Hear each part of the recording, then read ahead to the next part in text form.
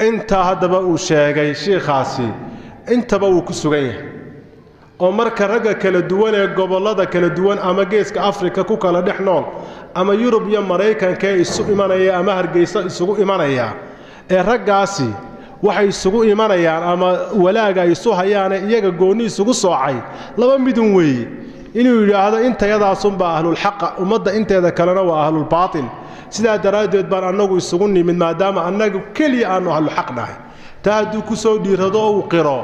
عالم bulshadu way leegi doontaa inuu bulshada inta leeg inta kale ba la yiraahdo waa ahlul inhiraaf culimo iyo caamaba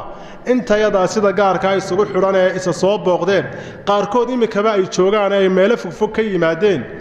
xiriirka noocaas ama ay maka ku kulmaan ee ay goonida u shiraan iyagoo sheekh iyo shariifba ay umada ku dhex jiraan waxay ka hadlayaan iyo sifada iyo xiriirka isku xiran وتاو شيغي هذا عيد اد كدغيس ادا اسك دغيا وي haduu yiraahdo anagu cilmi iyo khayr baanu isu sheegnaa hadama dad kala fataatiir isu sheega iyo wax kale isku akhriya iyaguba masaajid iyo diin iyo xaq iyo umada sida loo islaaxin lahaa mayaga hadaa adduunyo iyo isugu yimaada iyo hadaa tiraada adduunyo isugu yimaadaana waa ittiham sharciguna uu nahiyay qofka in la tuhumaysto waxaan waaqi ahayn lagu tuhumaysto gunaanadku wuxuu noqonayaa liibaane waliba waxa weeyaan ma doonayo inaan magaciisa sheego uu garanaya codkayguna uu gaari doona adeer liibaane inta waxa soo dhanba iskaga baxdo adeer wiiga soo socda kutubtaada soo guro aynu isugu nimaadno madal cilmiyo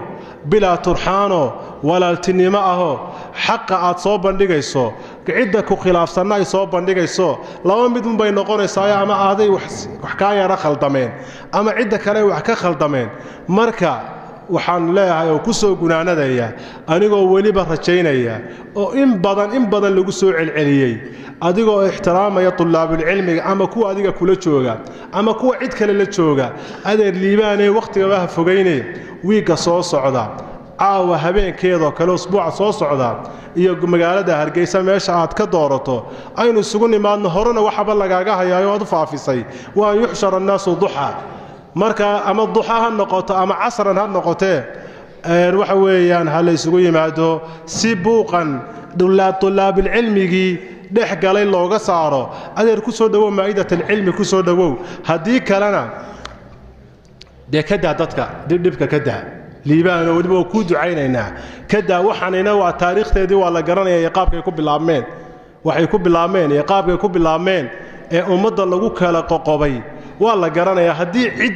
la leeyahay cid ba umada kala qoqobtay waa qaabka noocaas u fakaraya ee umadii ku kala geynaya waxaan ilaahay rasuulkiisa sallallahu alayhi wasallam aan ku kala geynaya ayaa umudan inuu ku